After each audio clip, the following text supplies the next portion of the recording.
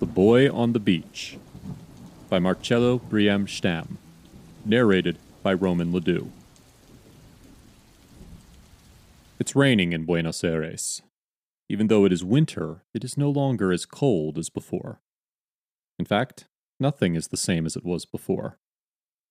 The downtown corner is teeming with executive secretaries and administrative employees seeking refuge beneath the elegant awning of the winery store, waiting for the storm to calm down a bit, to cross to the other corner where the metro station is located.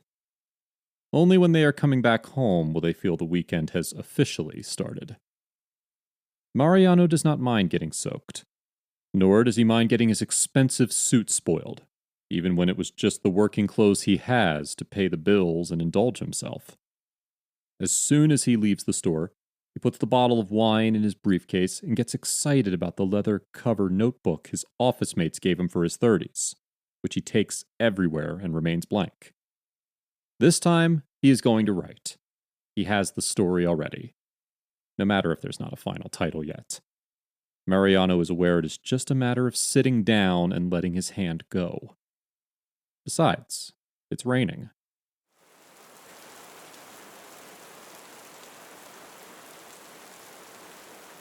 The cell phone is off, not even in silent mode. The light of the kitchenette, where the bottle of wine is already open, will remain on. Along with the light of the lamp in the living room, they will both create the perfect match. Once Mariano finishes showering, he will sit on the comfortable couch in front of the large window overlooking the quiet street where almost nobody walks at this hour, much less in this weather. His notebook awaits on the coffee table next to the couch, and already has its first sentence. Last night, I dreamed of you. The apartment heating gives him the chance to dress as comfortable as if we were in summer. Short pants and a shirt would be ideal.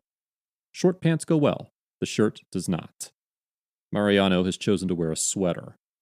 Not just any one, but the red one.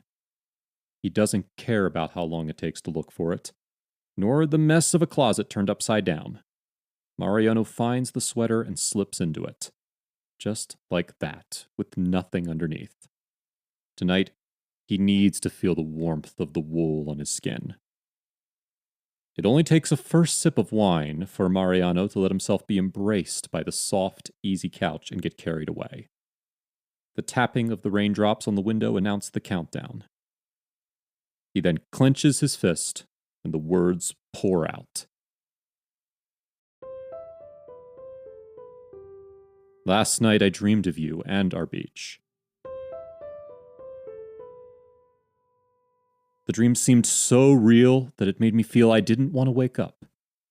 Even though I had the power to unfold myself and to select purely the moments that were worth reliving, I found myself captive to all the details, and I recalled how I got to you, the day you came to me.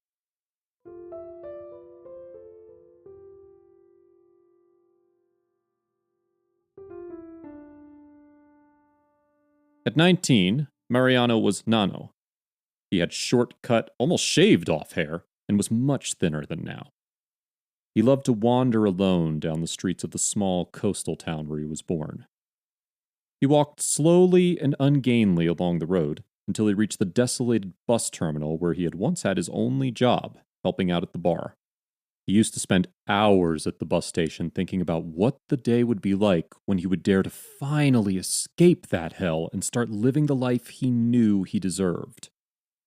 On several occasions, he got enough money to buy a ticket to Buenos Aires, and every time he was about to get on the bus, he pulled out at the last minute.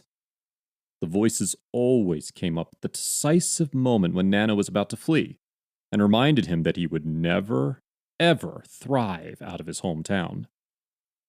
He then would give up, settle, and pull out again. Reading and imagination were his way out. Even if it was a catalog, he would read it. He would sometimes spend the whole afternoon in the bar drinking a cup of coffee and milk and pretending that this time the horoscope would be right and a surprise would change his life forever. On his way back home, at sunset, he would climb the dunes standing just there, very close from the bus station, and read on the seashore. When he had nothing to read, he dreamt of another life. He once had his old friends, his pals. They were once inseparable and belonged together. As they grew older, and the differences among them began to emerge, Nano had to step back. At nightfall, when he arrived home, he would go round and round before getting in, until, resigned, he found the courage to face the violence inflicted by that guy. Nano's mom died when he was born, and his father had always blamed that on him. As soon as Nano walked into the house, he found himself the victim of claims, humiliations, and accusations, which became repeated arguments between them and always turned into a screaming match, lately followed by beatings that Nano learned how to survive. Even when he already had the strength to fight back, this guy knew how to hurt him and reminded him how unfortunate his birth was. The guy would then render Nano defenseless to beat him up until his rage of the day was released. He would then continue drinking until falling asleep. That would become the worst of all nights. In the rush to search the house for some money for his next whiskey, the guy ended up finding some faggots magazines his son had hidden under the mattress. That night, he hit him so much that he didn't stop until he saw blood. He kicked Nano out of the doors forever, just as the piece of shit he was. After crying and begging to be let back in and swearing he would change, Nano resigned himself and left with nothing but the clothes on his back. He walked for hours around the town and thought about going to one of his friends' house, but it was quite clear that he could no longer count on any of them. He passed by the bus station, and the only option that came up to him was to share the room with that greasy truck driver who drooled over him every time he called him a kid. Just then, Nano thought he would rather sleep on the street than with that guy, which he did. Nano climbed the dunes and curled up in a sheltered nook. He could hardly sleep throughout the night. Whenever he seemed to sleep for a while, he was haunted by the voices of his demons until they caused him to freak out and drove him to a crying spell. All that could soothe him, one might say, was to watch the only photo he possessed of the mother he had killed the day he dared to be born.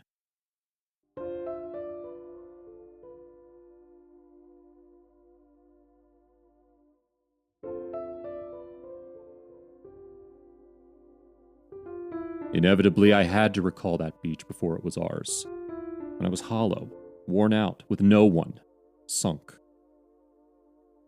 The day after, which would be tomorrow, found him with his eyes cast towards the sea. Certain and determined, he pressed the photo until he felt his nails thrust into his skin. Stubbornly willing to delve deep, to stop suffering, and be able to finally meet his mother, he forbade himself to swim. He had no other hope than to find forgiveness and peace with her. The voices began to screech to an unbearable level, and then Nano rushed in and got into the ocean. "Cheese, salami, and bread just for 10. These are the best. Be my guest." It was a shock, an invisible blow that squeezed his heart and left him immobile. Nano felt a paralyzing shiver that came neither from the water reaching his waist, nor from the golden-skinned boy that was approaching him breezily without even caring that the tide could ruin his sandwiches. "The sea's rough. Don't get it mad." Juan's look had a calming effect that filled Nano with a refreshing air of peace. "I'll give you one if you help me sell the rest." "You simply rescued me. Or did you always know you ought to do so?"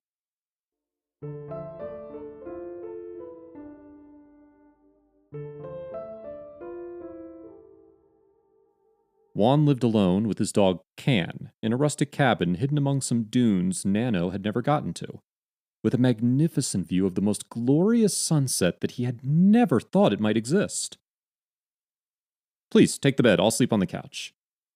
"Thank you, but this is your home. Just take the bed. I'll sleep on the couch." "Take the bed tonight. The shore has no linens." Where do you get those trivial lines? "If art can't save you, it's worth nothing." You naturally saw my wounds were still open and sore, and that I needed time, and company and distance, too. Thus, with a snap of his fingers, Nano's life was filled with light. Nano and Juan had breakfast while watching the sea. They used to spend the whole morning making 120 sandwiches, which they packed to then go out and sell them on the beach. When they had some unsold, they came to the bus station, and on a bad day, they would walk all the way to the town stores. They would not stop until they sold everything out. Never. On a good day, they would walk along the beach and talk about everything until it was 5 in the afternoon when the stores were open. They went to the supermarket to buy fresh stuff for next day's sandwiches. They also ordered the local baker the necessary freshly baked bread to be delivered in the early morning. As they were in town, they could choose what they would have for dinner that evening, and by sunset they were already home. They took turns cooking as well as sleeping on the couch. Juan used to make 2 or 3 jokes and suddenly fell asleep. Almost every night, not to say all, Nano had to concentrate to his utmost to manage to fall asleep. The voices always stalked him. On a full moon night, the voices became louder than ever and cried out in his ear that he would never, ever be happy. Curled up and imprisoned by the demons that inhabited that hell that he could never leave, Nano did his best to silence the crying and not to wake Juan up, who was watching him quietly. "Let's swim for a while. The moon's our hostess." As soon as they got to the beach, Juan began to do ridiculous pirouettes and told Nano the most delirious stories of his adventures when he worked as a juggler in the streets of the city. When Nano begged him to stop speaking nonsense, Juan challenged him to run to the sea. "You gave me my laugh back, and you never knew how much I owe you." The adrenaline released with the race that Juan won cheating became a balm for Nano, who floated silently, overtaken by peace. Juan and the sea had offered him the calm he needed that night. Needlessly to say anything when all was said, they let the sweet tide bring them face to face, and they kissed just as the moon implored. Mariano found the right pause to pour the last glass of wine, and also to enjoy the tear that rolled down his cheek to his nostalgic smile. "You gave me the love I did not know I deserved, and the honesty I needed to talk to my fears. I need to go. I will never be happy here, but I want to stay with you too." The night of passion gave way to a morning of love, the kind of love so pure and giving that knows how to let go. "Go your way. Now's the time. You will do very well, I know. I'm scared to death. Take me with you." The red woolen sweater that Juan gave Nano was the talisman that helped him silence the voices that turned unbearable when he got to the bus station, and which also caused him to get on the bus that would take him to the new life he had always longed for, thus leaving all his demons caught up in that town. "You taught me to accept myself, and gave me the confidence to get back on my feet and build my path." So powerful the talisman was that every time Mariano wore it, he relived that last embrace of a farewell that was brief and eternal. "You made me so strong that I had no choice but to take the look in your eyes and your smile with me. All these years they have accompanied, protected, and guided me, until I could become the happy man I am today." The rain stopped, and so did the time. It was an instant in a profound silence, filling his heart with peace. When the tapping of the keys announced Fran's arrival, Mariano felt the balm of the sea. "Hello, honey. What are you doing up so late?" "I've been writing. Did you have dinner?" "Yes, at the university cafeteria."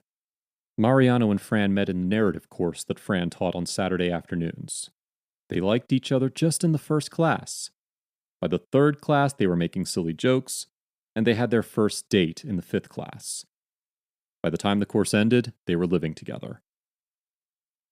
"This looks very good. Be careful with any formal corrections. They're used to kill the soul of the text. What is it?" "It's a story about my first love." "The boy on the beach?" "Yes. Now I've got the title. Thank you, honey. Mariano fell in love with Fran on their first date at the bar. It was as easy as agreeing that they had little in common, and still, everything was flowing on so naturally that Mariano knew they could build a home together. How did you come up with the story? What was the trigger? I dreamed of Juan last night, and this morning at work. I wanted to contact him to greet him or something, if only to see how he was. I searched for him on the networks, and I found out he had died. Poor boy, what happened? He drowned in the sea. I checked his friend's postings. He kept on selling his sandwiches on the beach and living in the same cabin. They paid a nice tribute to him, full of flowers and posters. You too gave him a beautiful tribute. Thanks. I'll take a shower. I love you. I love you too. I'll go in a while.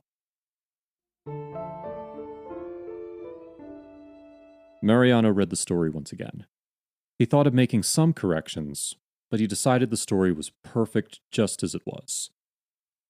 Before going to sleep, he laid the palm of his hand on the warm woolen sweater, and he could hear the sound of the ocean. Then, he caressed the sweater again, closed his eyes, and could sense Juan again, being with him on the beach, looking at the golden sunset, hugging him while tickling his belly.